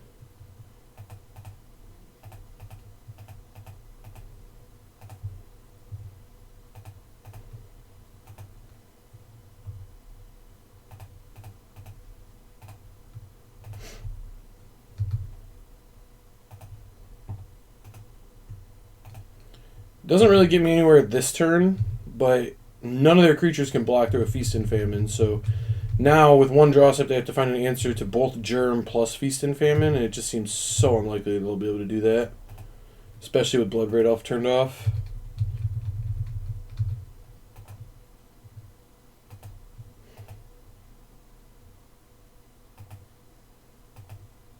Yep.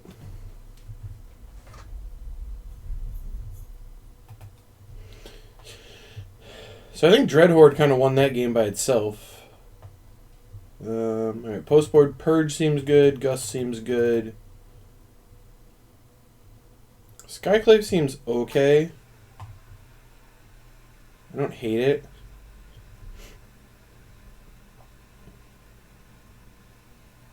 I also don't think it's amazing. I definitely don't want Force Negation. And Maul was good there, but I don't think it's amazing.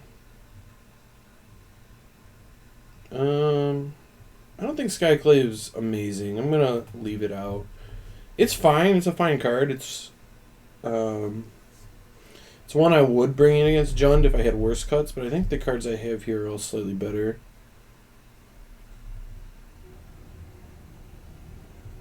It's nice that it answers hard to kill permanents like Red and 6, but honestly, ugh.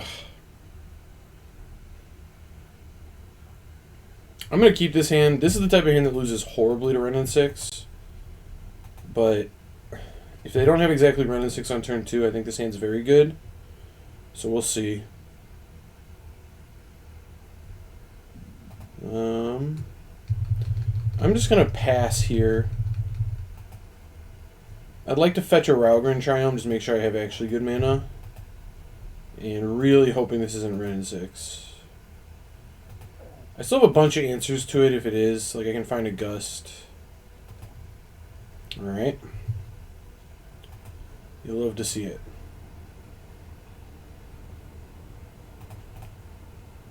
I can find a Gust or a Purge at some point here. I'll be able to deal with it, but yeah, this is going to be a tough game. Being behind a Ren and 6 for the whole game is just, it's tough.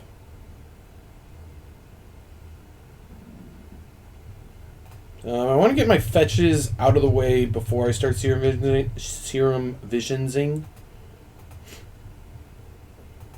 So I'm kind of trying to set up like a fetch here, and then I can Serum Visions up this island and still hold a leak next turn.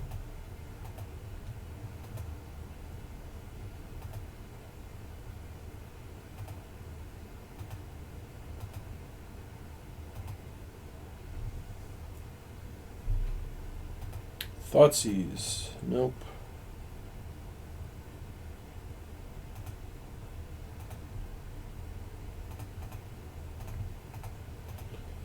These leaks are going to go dead with a Ren and 6 in place, so might as well use them.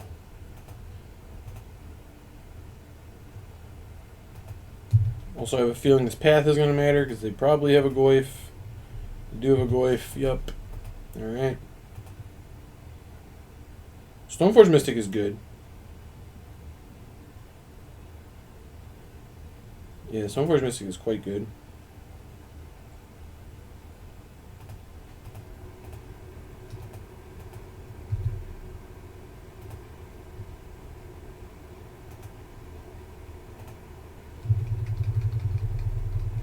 I'm going to leave up Path this turn.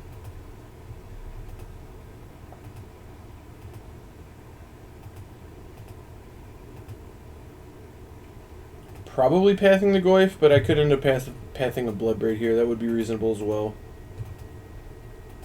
Although I'd rather path the Goyf because it actually gets bigger than a 4/4. Bloodbraid never is.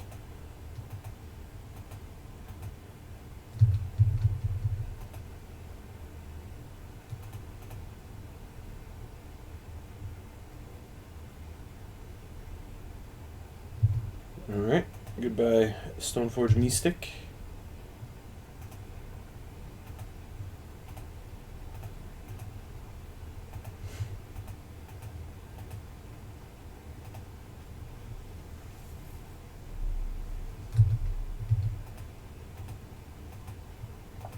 So it looks like this Ren's going to be able to ult on me. Unless I find a Purge or a Gust super quick. Let's see what happens with this. Nope, none of these really work.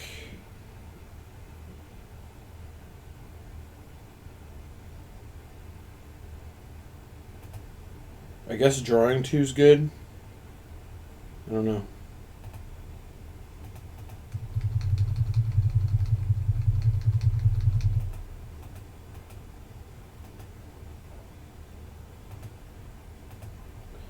Yeah, so gonna try to use this mana leak on anything I can this turn. Well, looks like it's trading for an Inquisition. I guess I was supposed to mana leak in response just in case they paid. But you're probably not paying there if you're them. I definitely should have though. There's like no downside for it.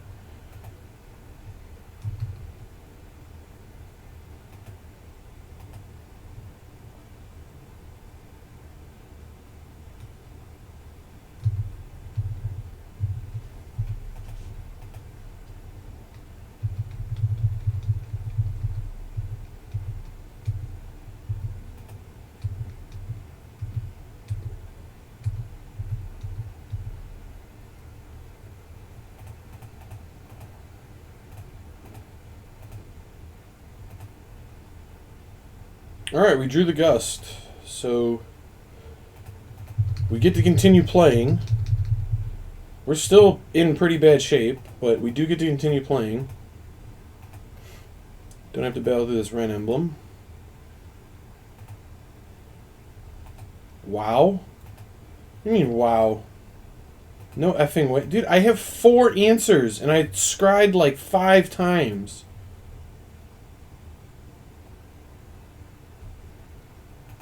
Luck of the Ursh much? Did you tell... Dude, I have so many of these.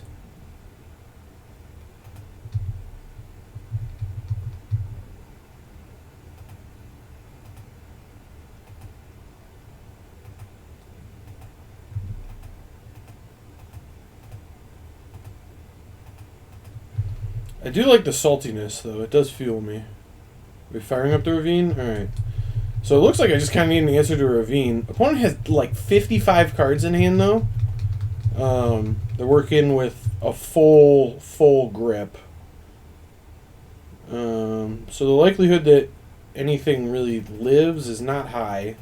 I'm just going to cast this Batter Skull. Play my Seachrome and pass.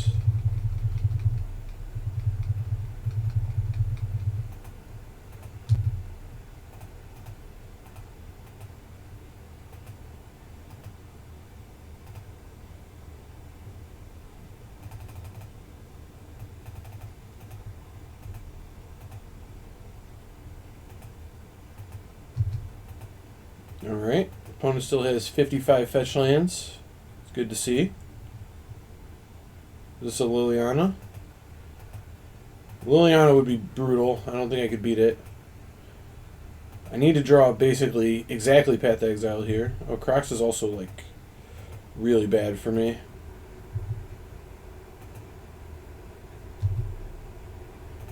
Well, I'm going to discard a land.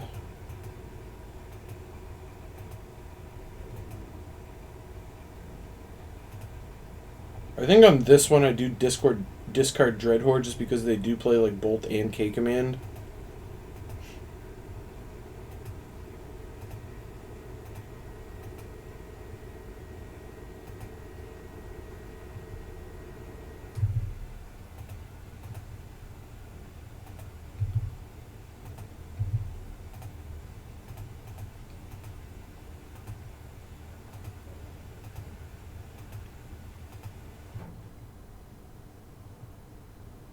Alright, that's enough for me. Dead to 2 threats next turn. Only have 1 card in hand. I love the complaining, like, I got lucky to draw one of my 4 answers to a thing, but the game's still well over. Magic players never cease to amaze. Alright. So we basically called we were going to lose to Ren in 6, and then we lost to Ren in 6. Because that card is very, very strong. It's not even, like, good in Jund necessarily. It's just such a strong card that Jund uses it. Because Jund doesn't have a high curve. Hitting your land drops, like, I guess it's nice with Raging Ravine, but it's not, like, amazing. I think this hand's a keep. It's awkward, to say the least. But if the Serum Visions can fix our mana, we're in a pretty good spot. Okay, that's kind of fixing mana, I guess.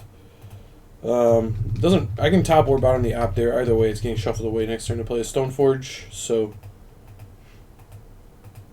not super important. Ooh, don't take my Stoneforge. No! Take Teferi. Not the Stoneforge Mystic. I want it so badly.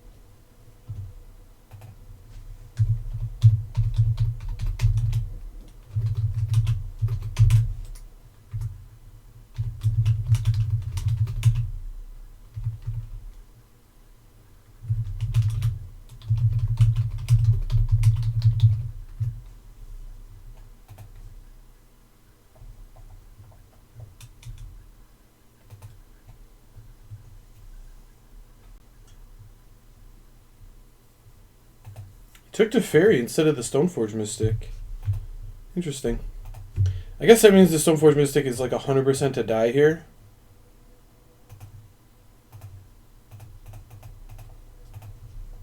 But if I draw a land next turn, I'm actually in pretty good shape. All things considered. Also, if the Stoneforge lives and I don't draw a land, I'm still in like okay shape. Like if they have Red and 6 or Tarmogoyf here or something, I'd be fine. Alright, it didn't live. I'm not shocked, but it did not live. So, blue source? Just always with this deck. Always. It's like peanut butter and banana. Just the perfect pairing. Archmage's Charm and the one of the 3 lands that doesn't tap for blue in your deck. Just every game without fail. It's always there for you to just be super awkward. I'm going to play my Feast and Famine, I guess. It's awkward because it just gives them targets for K commands and Ancient Grudges if they brought those in. But I'm not super likely to use my mana. It's pretty likely they play a Planeswalker this turn, and Bolt doesn't kill any of their Planeswalkers. And this at least makes future threats I draw scary.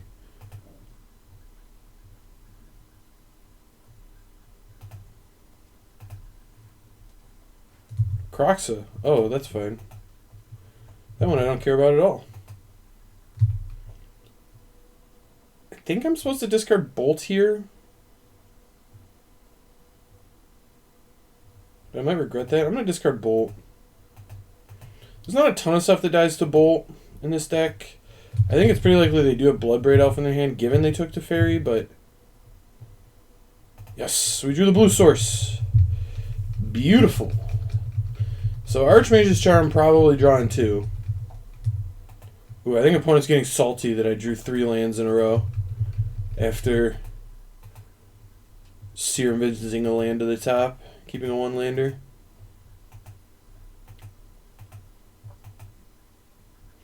Maybe I was supposed to just discard Batterskull last turn. Seems a little odd, but it might have been fine. Oh, Tarmogoyf is fine.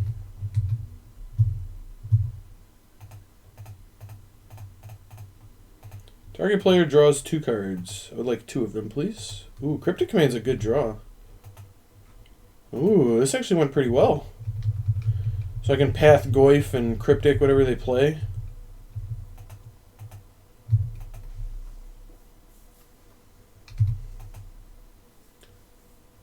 I could have also jammed Batterskull, but I'd rather do it on 7 here because I can play around push by equipping the Feast and Famine. And then they need, like, Liliana or specifically artifact removal. Yeah, I'm going to path that.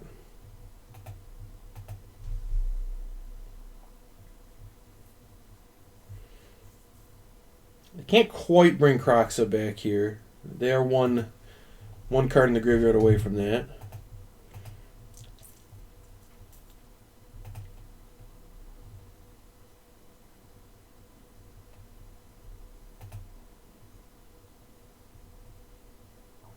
Chandra Torch of Defiance. No. No, no, no.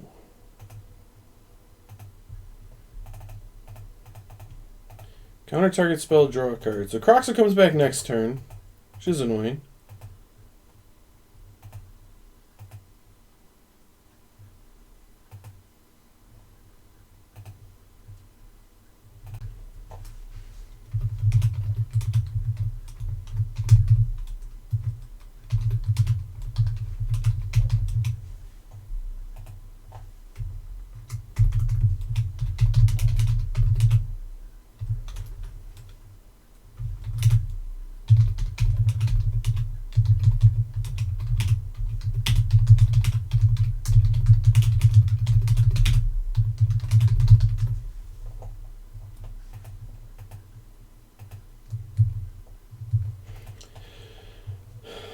Ooh, Aether Gust is hot here. So I'm still gonna run the same plan of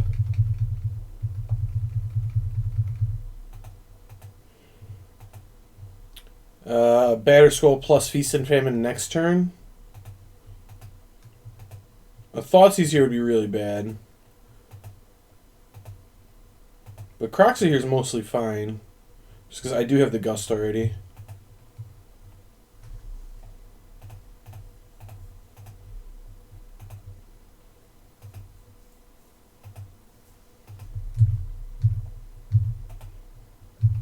So they could have a push or a terminate here, and that would be annoying. But I don't really have any other plays to make, so here we are.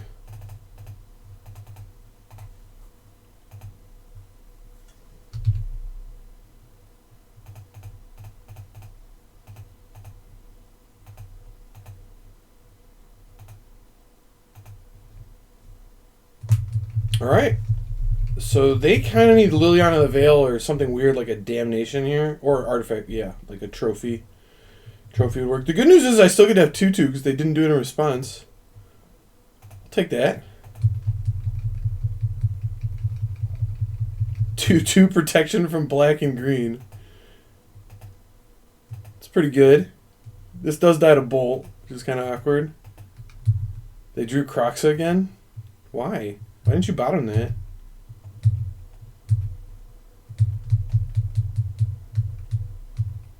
Seems like you would have wanted to bottom that, but what do I know? Is this the Bloodbraid Elf? No, Season Peasy. Well, I don't have protection from that.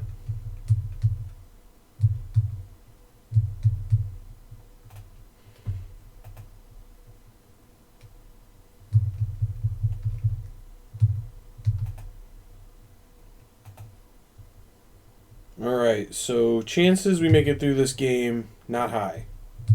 Very not high. I think because this blocks Raging Ravine, trading here is not amazing.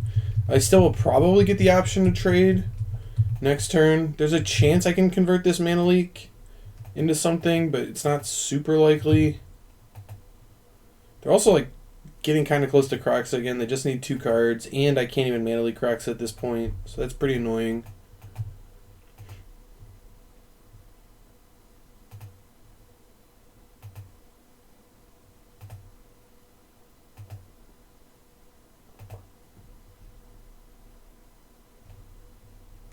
That's fine.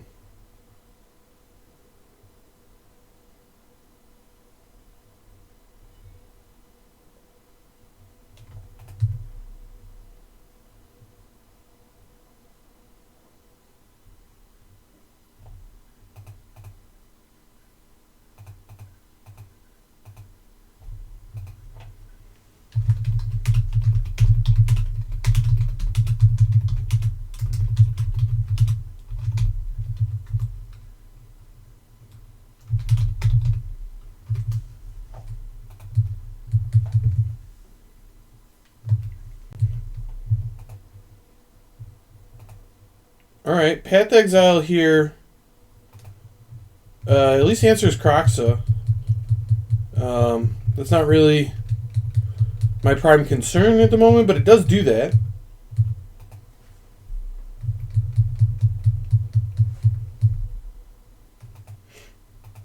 I'm going to need a threat here. Stoneforge Mystic isn't even really a good draw because Batterskull's dead.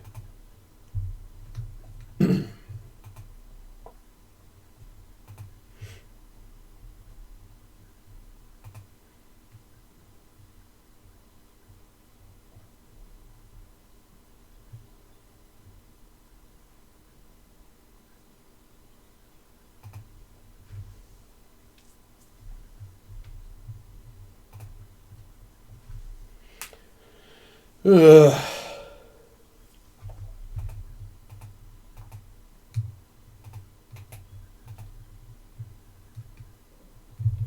Ren's just going straight for pinging me. Fair?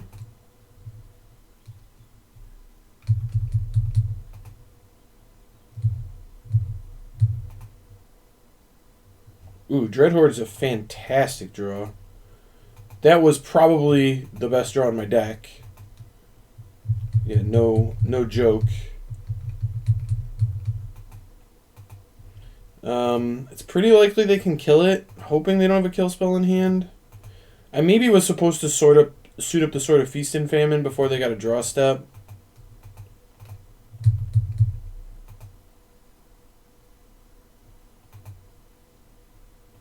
I'm so far away from using this Mana Leak on anything relevant. Another Seasoned Pyromancer. Okay, well, at least... I mean, that's really bad for me. They get to draw 2 fresh cards. But at the very least, if they cast something expensive here, I do get to Mana Leak. So I do have that going for me.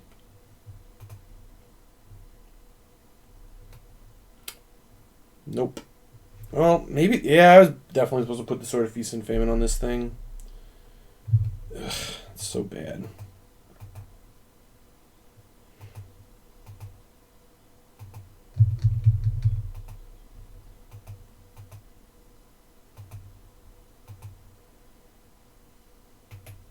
I still don't really think I can trade here.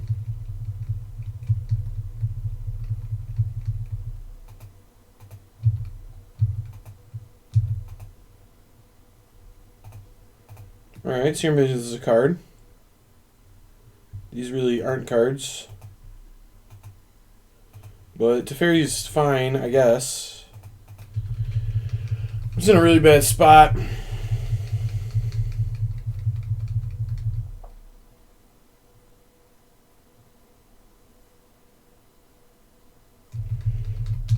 Man, it's so lucky they had another land there. Oh, wait, they just keep drawing with red and 6. It's the same land. No way.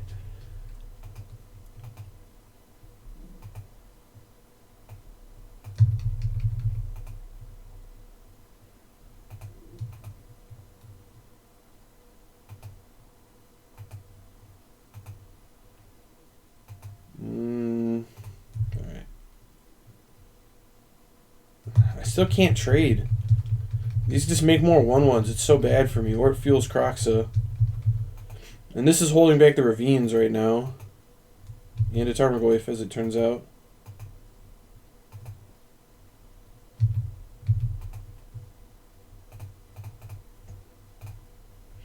Alright, I need this draw step to be good or this game's just completely over.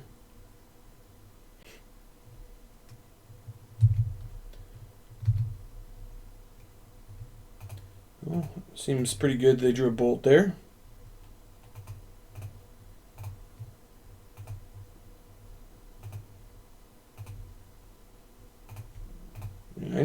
I basically need Arcanist or I die, I think.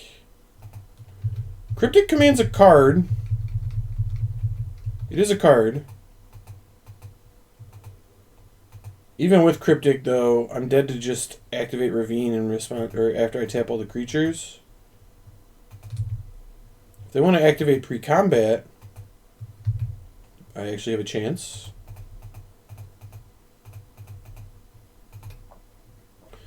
Tap all creatures.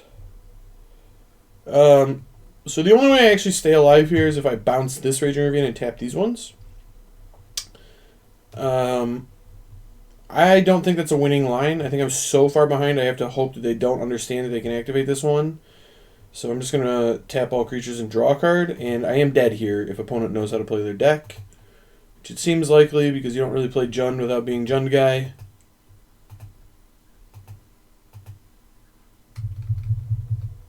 Okay, they don't know how to play their deck. I'll take it.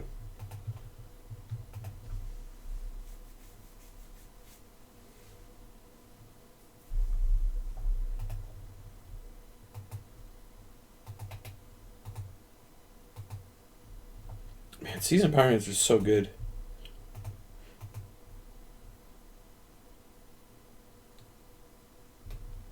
Sure.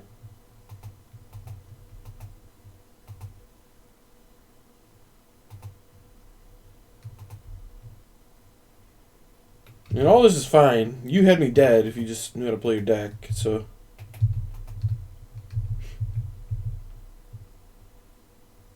You're killing Teferi? Dude, how do you not just hit me?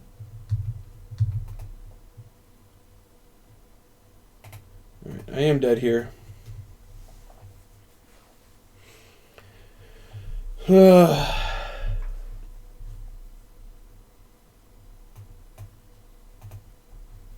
Alright. this deck was this matchup, this league was a disaster. It was kind of cursed. There's just some really weird matchups, and the Jund matchup is pretty tough for this deck. Relying on a 2-drop creature against Jund is tenuous to be your card advantage. It's a lot worse than having like Jace and Teferi. I also don't have like Shark Typhoon to just get like clean 2-for-1s and be able to block and eat stuff. I think this deck is going to be a lot worse than Blue-White. Blue-White also gets the benefit of like having Rip or Ashiok in the sideboard to make Tarmogoyf and Bloodbraid Elf and Croxton not a big deal. Whereas this deck, I guess I could have brought in Surgical, but that seems not very good against Jund in general. And I can't really just axe the graveyards because this deck relies on Dreadhorde a lot. So there's definitely some issues there. I do feel like there's something going on here. Like, I don't think the deck is bad. I think there's certainly merits to play it. I don't think the land count is high enough. If I was playing this deck in like an actual event, I definitely want at least a 22nd land, maybe even a 23rd land.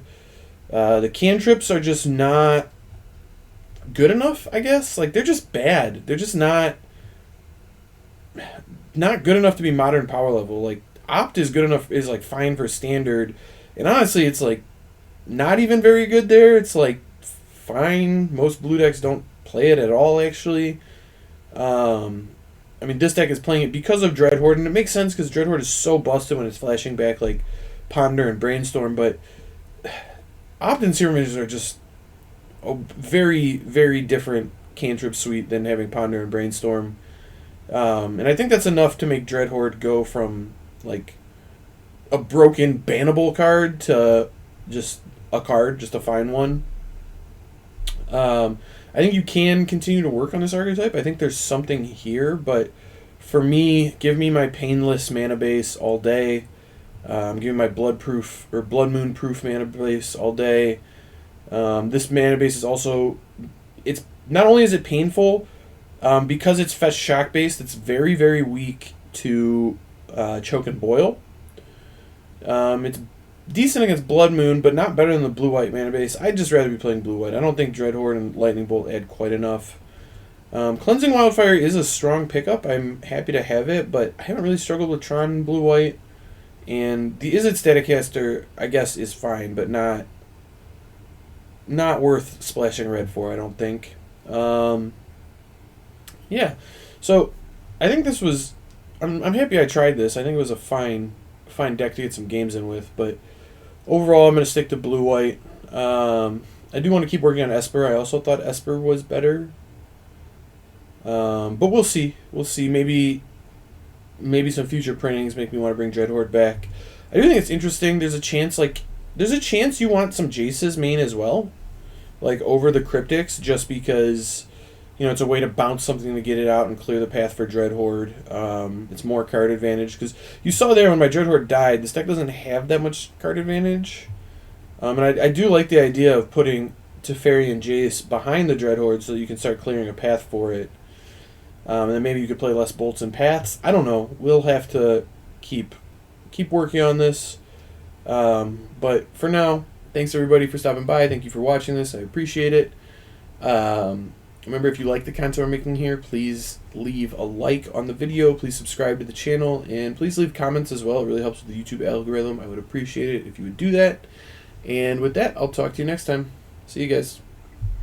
I'm joined by Kyle Balgamase. Welcome, Kyle. How are you?